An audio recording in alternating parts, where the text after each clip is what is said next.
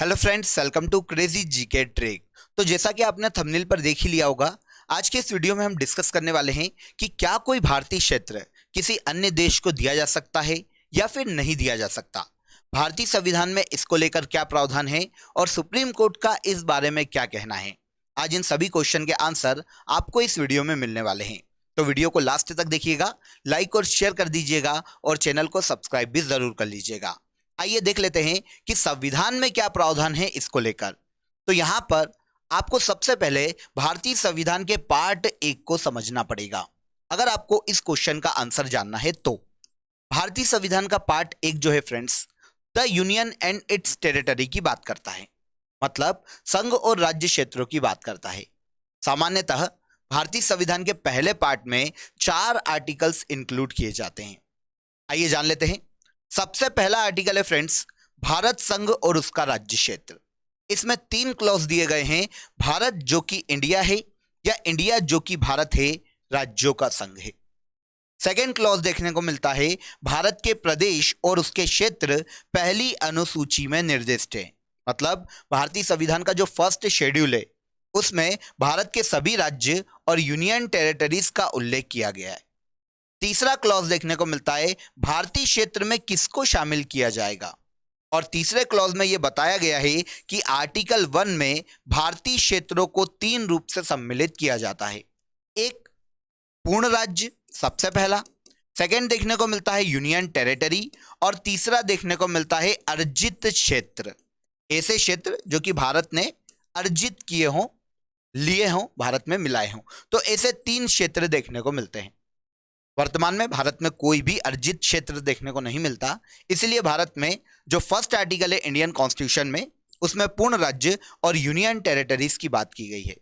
तो सबसे पहला आर्टिकल भारत संघ और उसके राज्य क्षेत्र की बात करता है। इसके बाद इंडियन कॉन्स्टिट्यूशन का फ्रेंड्स जो दूसरा आर्टिकल है वो भारत संघ में नए राज्यों के प्रवेश और नए राज्यों की स्थापना की बात करता है। अब इसका क्या मतलब हुआ, तो देखिए, भारत संघ में नए राज्यों के प्रवेश और नए राज्यों की स्थापना की बात करें तो अगर आपने कभी भारत का मैप देखा है तो आपको पता चलता है कि इंडिया के पास आपको नेपाल देखने को मिल जाएगा, भूटान देखने को मिल जाएगा, पाकिस्तान देखने को मिल जाएगा, बांग्लादेश देखने को मिल जाएगा। ये सब सीमावर्ती देश है भारत से लगे हुए। अब अगर इनसे भारत की कोई भी ट्रीटी साइन होती है, कोई भी संधि होती है, और इन देशों को अगर भारत संघ में मिला लिया जाता है, इनके किसी क्षेत्र को भारत संघ में मिला लिया जाता है, तो यह भारत में नए राज्यों का प्रवेश है। बाहर से किसी क्षेत्र को भारत में नए राज्यों का प्रवेश करवाया गया है। इसके अलावा अगर हमने किसी से युद्ध करके कोई क्षेत्र जीता है तो यह नए राज्यों की स्थापना की बात करता है। पाकिस्तान से कोई क्षेत्र था, हमने युद्ध किया और उसको जीतकर भारत में मिला लिया, तो यह भारत में नए राज्यों की स्थापना की बात करता है। आर्टिकल 2, इसके बाद संविधान का आर्टिकल 3 आता है फ्रेंड्स, जो कि नए राज्यों के गठन, राज्यों के नाम में परिवर्तन, सीमा व क्षेत्र में परिवर्तन की बात करता है। आर्टिकल 3 कहता है कि संसद को यह अधिकार है कि वह भारत में नए राज्यों का गठन कर सकता है। इसके अलावा किसी भी राज्य के नाम में परिवर्तन कर सकता है, उसकी सीमा या उसके क्षेत्र में भी परिवर्तन कर सकता है। यह आर्टिकल 3 कहता है। इसके बाद आर्टिकल 4 प्रावधान करता है कि आर्टिकल 2 और आर्टिकल 3, मतलब भारत संघ में नए राज्यों का प्रवेश और नए राज्यों की स्थापना। सेकेंड, आर्टिकल 3 नए राज्यों का गठन, राज्यों के नाम में परिवर्तन, सीमा व क्षेत्र में परिवर्तन। तो आर्टिकल 4 कहता है कि आर्टिकल 2 और 3 के प्रावधान संसद में साधारण बहुमत से प्रस्ताव पास करके परिवर्तित किए जा सकते हैं। मतलब अगर आर्टिकल 2 और 3 के किसी प्रावधान में चेंज करना है तो उसके लिए आर्टिकल 368 के तहत संविधान संशोधन की कोई जरूरत नहीं। आर्टिकल 4 स्पेशली ये प्रावधान करता है कि इनमें अगर चेंजेस करना है कुछ भी, तो संसद में नॉर्मल बिल लाकर उसको सामान्य बहुमत से पास करवाकर ऐसा किया जा सकता है, और आर्टिकल 2 और 3 में चेंजेस किए जा सकते हैं। उसके लिए 368 के तहत जो संविधान संशोधन की प्रक्रिया है वो लाने की जरूरत नहीं है। अब देखिए, हमारे यहां पर काम का जो आर्टिकल है वो है आर्टिकल 3, क्योंकि ये थोड़ा सा कंफ्यूजन पैदा करने वाला आर्टिकल था। यहां पर कहा गया है कि संसद को यह अधिकार है कि वह नए राज्यों का गठन कर सकती है। एक राज्य से दो राज्य बना सकती है, दो राज्यों को मर्ज करके एक राज्य कर सकती है, किसी के नाम में परिवर्तन कर सकती है और किसी की सीमा व क्षेत्र में भी परिवर्तन कर सकती है। अब यहीं से यह क्वेश्चन उठ के आता है, जब किसी राज्य की सीमा और क्षेत्र में परिवर्तन किया जाएगा तो क्या उस राज्य के किसी क्षेत्र को, भारत के किसी राज्य के किसी क्षेत्र को अन्य देश को भी दिया जा सकता है क्या? यह थोड़ा सा यहां पर डिफाइंड नहीं था। तब हमें सुप्रीम कोर्ट का सबसे पहला वर्डिक्ट इस पर देखने को मिलता है और वो मामला आता है बेरूबाड़ी मामला 1952। यहां पर हमें पता चलेगा कि क्या कोई भारतीय क्षेत्र किसी अन्य देश को दिया जा सकता है कि नहीं। तो बेरूबाड़ी मामला समझना पड़ेगा हमें, जो कि 1952 में आया था। अगर फ्रेंड्स हम बेरूबाड़ी की बात करें तो ये एक क्षेत्र है जो कि वर्तमान पश्चिम बंगाल के एरिया में कभी हुआ करता था। पश्चिम बंगाल में बेरूबाड़ी नाम का एक क्षेत्र था जो कि मुस्लिम बहुल एरिया था। अब हमें थोड़ा सा पीछे जाना पड़ेगा। 1947 में जब देश आजाद हुआ तो लॉर्ड उस वक्त माउंटबेटन ने एक व्यक्ति को अपॉइंट किया भारत और पाकिस्तान की सीमा का निर्धारण करने के लिए, और वो व्यक्ति थे सर रेडक्लिफ। उनको भारत की भौगोलिक क्षेत्र का कोई नॉलेज नहीं था। उन्होंने जैसे तैसे भारत की और पाकिस्तान की बाउंड्री को उल्टा सीधा खींच दिया। तब उन्होंने ये तो कह दिया कि पश्चिम बंगाल का, क्योंकि आप जानते हैं इस वक्त जो वर्तमान में बांग्लादेश है वो पूर्वी पाकिस्तान हुआ करता था 1947 में। तब उन्होंने ये प्रावधान किया कि बेरूबाड़ी जो क्षेत्र है वो भारत के पश्चिम बंगाल में शामिल किया जाएगा, लेकिन वो लिख कर देना भूल गए। अब 1952 में क्योंकि एक मुस्लिम बहुल एरिया था जो कि वर्तमान बांग्लादेश और उस वक्त जो पूर्वी पाकिस्तान था उससे लगा हुआ था और मुस्लिम बहुल एरिया था, तो 1952 में पाकिस्तान ने पश्चिम बंगाल के बेरूबाड़ी पर अपना दावा किया। उन्होंने कहा कि बेरूबाड़ी हमारा एरिया है, क्योंकि रेड क्लिफ ने यह तो लिखा ही नहीं कि बेरूबाड़ी कहां पर शामिल है, वो लिख कर देना भूल गए। ऐसी कंडीशन में आगे चलकर फिरोज शाह नून, जो कि उस वक्त पाकिस्तान के प्रधानमंत्री थे और भारत के प्रधानमंत्री जवाहरलाल नेहरू थे, इनके मध्य में एक समझौता होता है 1958 में, और इसे फिरोज शाह नून और नेहरू समझौते के नाम से जाना जाता है। अब हमारी शुरू से आदत रही है कि हम किसी देश से लड़ाई नहीं करते, बहुत शांति प्रिय। तो जवाहरलाल नेहरू की भी कहीं ना कहीं यही मेंटालिटी रही होगी कि यार शांति से निपटा देते। तो इन्होंने क्या किया कि इस समझौते के तहत कि लड़ाई ना हो, बेरूबाड़ी क्षेत्र दे दिया पाकिस्तान को, उस वक्त के वर्तमान में बांग्लादेश में, लेकिन उस वक्त पूर्वी पाकिस्तान के क्षेत्र में दे दिया। इसका पश्चिम बंगाल के क्षेत्र में बहुत विरोध हुआ। वहां की गवर्नमेंट थी, सरकार थी, उसने भी काफी विरोध किया, और वहां के जो लोग थे उन्होंने भी काफी विरोध किया कि यार हमने एक गवर्नमेंट सेंट्रल में चुनी है और वो हमारे क्षेत्रों को किसी और देशों को बांटे जा रही। तब ऐसी कंडीशन में बहुत विरोध होता है। तब उस वक्त भारत के राष्ट्रपति राजेंद्र प्रसाद, जवाहरलाल नेहरू ये बोल देते हैं कि हमने आर्टिकल 3 के तहत प्रस्ताव लाकर यह क्षेत्र पाकिस्तान को दिया है, आर्टिकल 3 के तहत। अब राष्ट्रपति के मन में शंका आती है कि क्या आर्टिकल 3 के तहत किसी भारतीय क्षेत्र को किसी अन्य देश को दिया जा सकता है या नहीं। तब राष्ट्रपति इस बारे में, इस संबंध में जवाब मांगते, सुप्रीम कोर्ट से परामर्श मांगते। आर्टिकल 143 यहां पर देखने को मिलता है इंडियन कॉन्स्टिट्यूशन का, भारतीय संविधान का आर्टिकल 143 यह प्रावधान करता है कि राष्ट्रपति संवैधानिक मुद्दों पर सुप्रीम कोर्ट से परामर्श मांग सकते हैं। सुप्रीम कोर्ट परामर्श देने के लिए बाध्य नहीं है, लेकिन अगर देना चाहे तो दे सकता है। अब राष्ट्रपति पहुंच गए सुप्रीम कोर्ट से परामर्श लेने आर्टिकल 143 के तहत कि क्या आर्टिकल 3 नए राज्यों का गठन, राज्यों की सीमा और क्षेत्र में परिवर्तन, इसके तहत क्या कोई भारतीय क्षेत्र किसी अन्य देश को दिया जा सकता है। तब सुप्रीम कोर्ट ने कहा कि आर्टिकल 3 यह प्रावधान नहीं करता, क्योंकि संविधान की व्याख्या करने का अधिकार सुप्रीम कोर्ट को है। संविधान का संरक्षक कौन है? Supreme court. तो सुप्रीम कोर्ट ने यह कह दिया कि आर्टिकल 3 कहीं भी किसी भारतीय क्षेत्र को किसी अन्य देश को देने की बात नहीं करता है, वो भारत के अंदर के राज्य क्षेत्रों की बात करता है, उनकी सीमाओं में परिवर्तन की बात करता है, किसी और देश को देने की बात नहीं करता। तब राष्ट्रपति ने पूछा कि अगर देना हो तो क्या करें फिर। तब सुप्रीम कोर्ट ने कहा कि इसके दो तरीके हो सकते हैं, या तो आप आर्टिकल 368 के तहत अमेंडमेंट लाओ और बेरूबाड़ी को भारतीय संघ से हटा दो। इसमें चेंजेस कहां आएगा? आर्टिकल 1 और शेड्यूल 1 में चेंजेस आएगा, क्योंकि इसमें भारत की टेरिटरीज के बारे में उल्लेख किया गया है। तो बेरूबाड़ी को भारतीय संघ क्षेत्र से ही हटा दो, आर्टिकल 368 के तहत अमेंडमेंट लेकर आ जाओ। लेकिन इसके बाद क्या होगा, अगर आप इस तरह से अमेंडमेंट करते हो तो हर बार जब आपको किसी भारतीय क्षेत्र को किसी अन्य देश को देना होगा तो हर बार आपको अमेंडमेंट लाना पड़ेगा, जब भी आप किसी भारतीय क्षेत्र को किसी अन्य देश को देने जाओगे तब।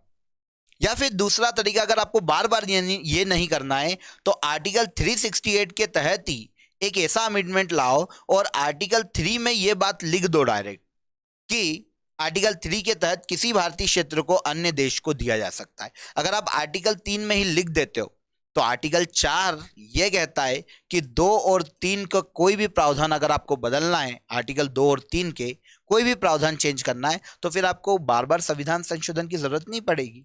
संसद में सामान्य बिल लाकर ही आप हर बार किसी भारतीय क्षेत्र को किसी अन्य देश को दे सकते हो। लेकिन यहां पर सेंट्रल गवर्नमेंट को समझ में आया कि आगे चलकर इसका मिस यूज भी हो सकता है, पॉलिटिकली या राजनीतिक रूप से इसका मिस यूज देखने को मिल सकता है। कोई भी गवर्नमेंट आ रही हो, किसी भी भारतीय क्षेत्र को उठाकर संसद में नॉर्मल बिल, सामान्य कोई भी प्रस्ताव लाकर उसको सामान्य बहुमत से पास करवाकर किसी भी भारतीय क्षेत्र को किसी अन्य देश को दे रही है, तो ये बहुत दिक्कत हो जाएगी। तो उन्होंने इस तरह का अमेंडमेंट नहीं किया। उन्होंने बोला कि हर बार अगर ऐसा कोई भी भारतीय क्षेत्र किसी अन्य देश को देना है तो हर बार अमेंडमेंट करना पड़े, ऐसा प्रावधान करेंगे। तब बेरूबाड़ी को ही भारतीय संघ क्षेत्र से हटा दिया गया। इसके लिए 9वां संविधान संशोधन 1960 में लाया गया था और बेरूबाड़ी क्षेत्र पाकिस्तान को सौंप दिया गया। अब जब जब किसी भारतीय क्षेत्र को किसी अन्य देश को देना होगा हर बार संशोधन लाना पड़ेगा, क्योंकि आर्टिकल 3 में इस बात की परमिशन नहीं है कि किसी भारतीय क्षेत्र को आप अन्य क्षेत्र को दे सको। इसीलिए आगे चलकर एक और संविधान संशोधन किया गया है, 100वां संविधान संशोधन 2015, जब हमको भारत के कुछ इनक्लेव्स बांग्लादेश को देने थे और बांग्लादेश के कुछ इनक्लेव्स भारत में लेने थे। मतलब अगर हम बात करें तो 1974 में क्या था कि जब रेड क्लिफ ने सीमा रेखा खींची तो बहुत सारे बांग्लादेश के जो लैंड एरिया थे वो भारत में रह गए और भारत के बहुत सारे लैंड एरिया जैसा कि आप देख सकते हो वो बांग्लादेश में चले गए।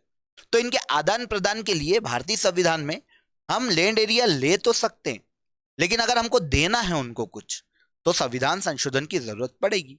इसीलिए 100वां संविधान संशोधन अधिनियम लाया गया है 2015। सबसे पहली बार प्रयास 1974 में दोनों देशों के मध्य में हुआ था इस इनक्लेव्स के आदान प्रदान के लिए। सीधी सी बात है, इनके मध्य में भू सीमा समझौता हुआ था। 2011 में एक बार फिर दोनों देशों के मध्य में समझौता हुआ, लेकिन जब तक भारतीय संविधान में संशोधन नहीं किया जाएगा कोई भारतीय टेरिटरी के अंदर का क्षेत्र किसी और देश को दिया ही नहीं जा सकता। इसीलिए 100वां संविधान संशोधन किया गया 2015 में। इसके लिए संसद द्वारा 119वां संविधान संशोधन विधेयक लाया गया, 2014 में संसद में प्रस्तुत किया गया और 2015 में इसको 100वें संविधान संशोधन के रूप में, अधिनियम के रूप में भारतीय संविधान में शामिल कर लिया गया। यहां पर 4 राज्य ऐसे थे जिनके अंदर शामिल इनक्लेव्स बांग्लादेश को दिए गए: असम, पश्चिम बंगाल, मेघालय और त्रिपुरा। इन 4 राज्यों में इनक्लेव्स थे बांग्लादेश के, जो कि किसको दे दिए गए, बांग्लादेश को दे दिए गए। चलिए अब हम देख लेते हैं कितने क्षेत्र बांग्लादेश को दिए और कितने हमने रखे। तो देखिए, भारत ने 111 विदेशी अंतर क्षेत्रों को बांग्लादेश को हस्तांतरित कर दिया, जबकि बांग्लादेश ने 51 अंतर क्षेत्रों को, मतलब इनक्लेव्स को, भारत को हस्तांतरित कर दिया। 111 क्षेत्र हमने दे दिए और हमने 51 इनक्लेव्स भारत में ले ली। ओके, तो इस तरह से अब आपको यह समझ में आ जाता है कि भारत का कोई भी क्षेत्र किसी अन्य देश को दिया जा सकता है, लेकिन हर बार संशोधन करना पड़ेगा। और हर बार संशोधन करोगे तो आर्टिकल 1 और शेड्यूल 1 में संशोधन होगा, बदलाव होगा, ध्यान रखिएगा। आर्टिकल 3 के तहत कोई भी भारतीय क्षेत्र किसी अन्य देश को नहीं दिया जा सकता। आई होप समझ में आओगा। तो अब क्वेश्चन आता है हमारे सामने कि क्या किसी भारतीय क्षेत्र को किसी अन्य देश को गिफ्ट में दिया जा सकता है क्या? क्योंकि भारत में इसका भी मामला देखने को मिला है जब हमने कच्चा तीवू द्वीप मामला देखा।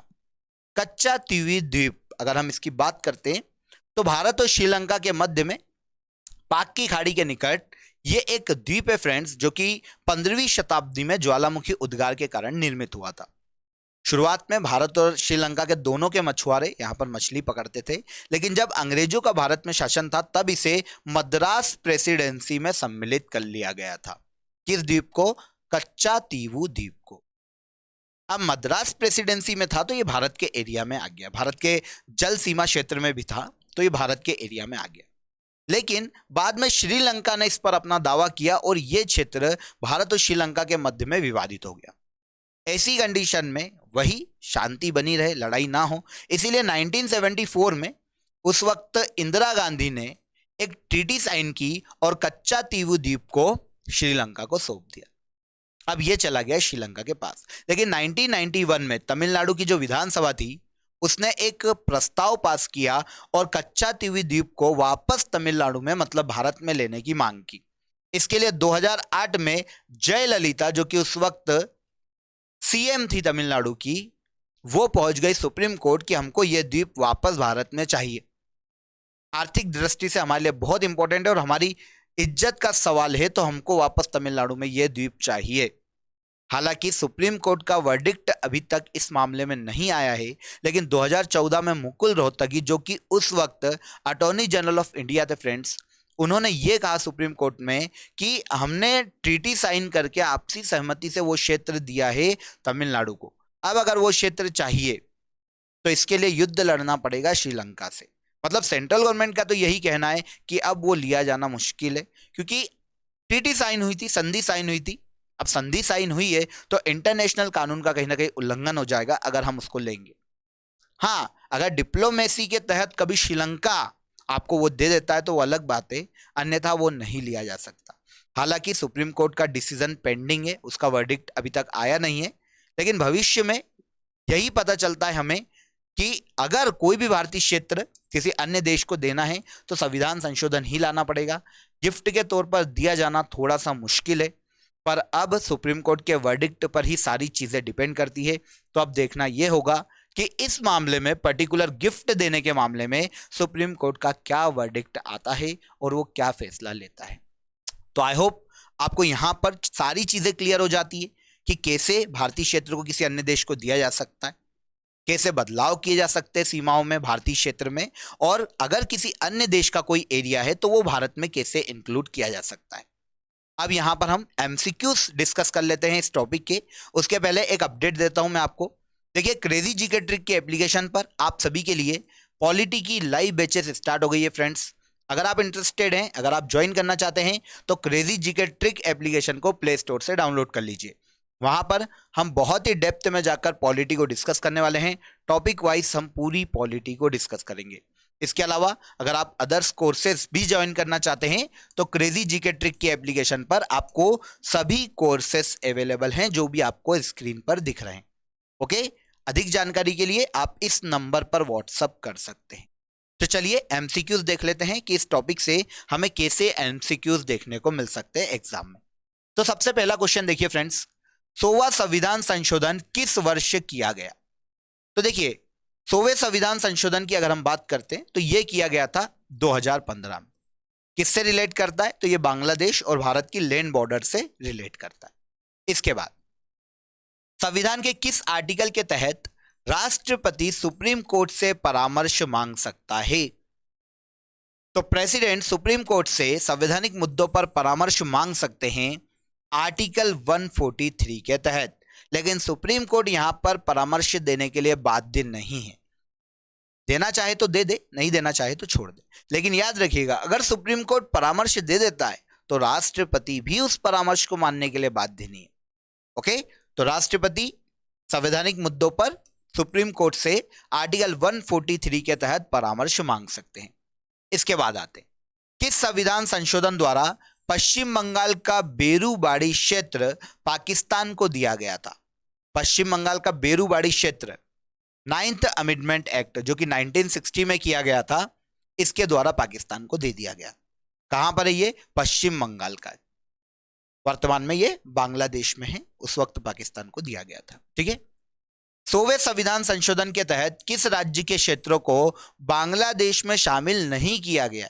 तो मैंने आपको 4 राज्य बताए थे जिनके इनक्लेव्स बांग्लादेश को दिए गए हैं या उस वक्त पाकिस्तान को दिए गए थे।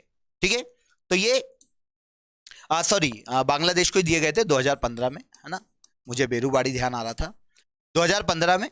तो बांग्लादेश में 4 स्टेट के इनक्लेव्स शामिल है, जैसे असम, पश्चिम बंगाल, मेघालय और चौथा राज्य त्रिपुरा, ना कि नागालैंड। तो आंसर हो जाएगा आंसर डी। नागालैंड का कोई भी ऐसा एरिया नहीं था जो कि बांग्लादेश में गया हो। क्लियर? इसके बाद देखिए, राज्य और संघ शासित क्षेत्रों के नाम भारतीय संविधान की किस अनुसूची में उल्लेखित हैं?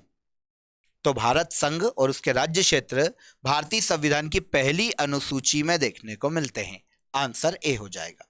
इसके बाद आते हैं, भारत के संविधान का कौन सा अनुच्छेद भारत में एक नए राज्य के गठन के लिए दिया गया है?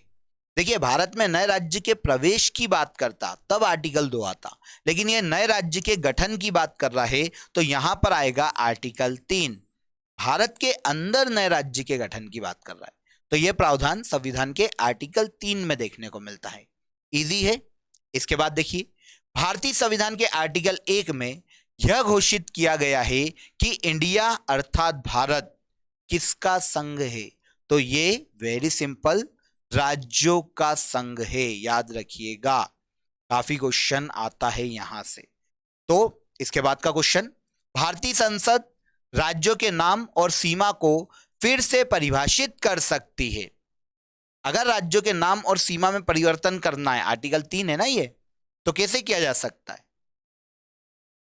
संसद में साधारण बहुमत से ऐसा प्रस्ताव पास करके राज्यों के नाम और सीमा में परिवर्तन किया जा सकता है, और यह प्रावधान करता है भारतीय संविधान का आर्टिकल 3। ओके, तो आई होप पूरा टॉपिक बहुत ही अच्छे से आपको समझ में आया होगा, एक एक कंसेप्ट यहां से आपका क्लियर हो गया होगा, और एमसीक्यूज क्वेश्चन भी यहां पर जो हमने डिस्कस किए हैं वो आपने बहुत ही इजीली लगा लिए होंगे। अगर आपको वीडियो पसंद आया हो तो वीडियो को लाइक और शेयर कर दीजिएगा, चैनल को सब्सक्राइब कर लीजिएगा। फिर मुलाकात होगी नेक्स्ट वीडियो में एक नए टॉपिक के साथ। तब तक आप हमारे साथ बने रहिए। जय हिंद, जय भारत।